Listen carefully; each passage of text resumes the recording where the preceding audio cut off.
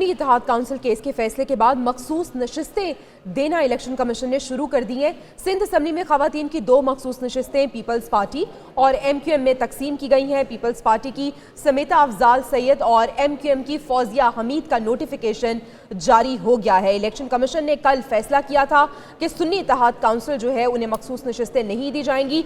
उसके बाद अब मखसूस नशिस्तों की जो तकसीम है वो शुरू हो गई है। शबिया नकवी हमारे साथ मौजूद है, उनसे हम तफसीलात जान लेते हैं। शबिया, जब फैसला इलेक्शन कमीशन की जानिब से आया था तो सुन्नी इत्तेहाद काउंसिल की जानिब से कहा जा रहा था कि वो सुप्रीम कोर्ट का रुख करेंगे, लेकिन अब खबर है कि इलेक्शन कमीशन ने तकसीम शुरू कर दी है मखसूस नशिस्तों की।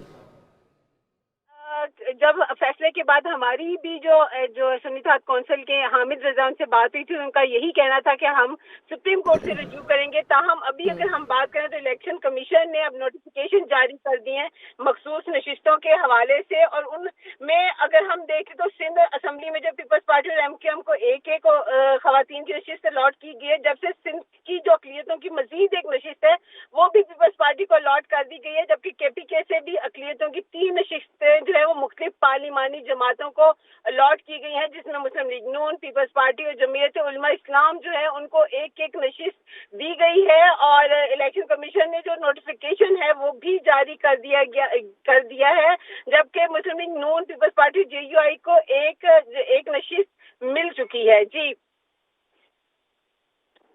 तो शबिया ये भी बताएगा कि किस पार्टी की अब कितनी नशिस्तें हो जाएंगी अगर सुन्नी इत्तेहाद काउंसिल को नहीं मिलती तो?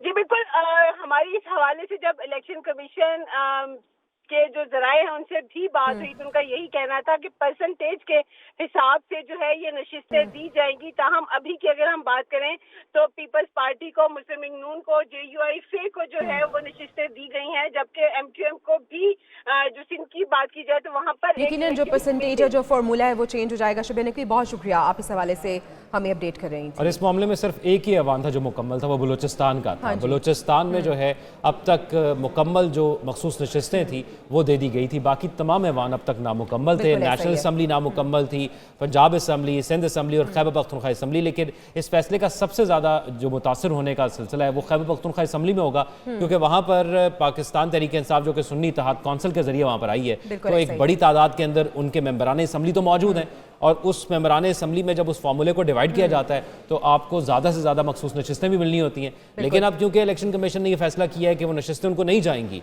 तो जो कम तादाद के अंदर वहाँ पर मेंबरान असम्बली हैं, यानी आप ये हिसाब लगाएं कि अगर 15 वहाँ पर ऑपोजिशन के अरकान हैं तो वो जितनी भी सारी नशिस्तें होंगी वो उन 15 को जाएंगी, उन 85 को नहीं जाएंगी। ऐसे ही है, जो इलेक्शन कमीशन का फैसला आया था इससे जहाँ में सुन्नी इत्तेहाद काउंसिल इफेक्ट होती नजर आई है तो फायदा दीगर जमातों को हुआ है, यकीनन इसमें ऐसा ही है।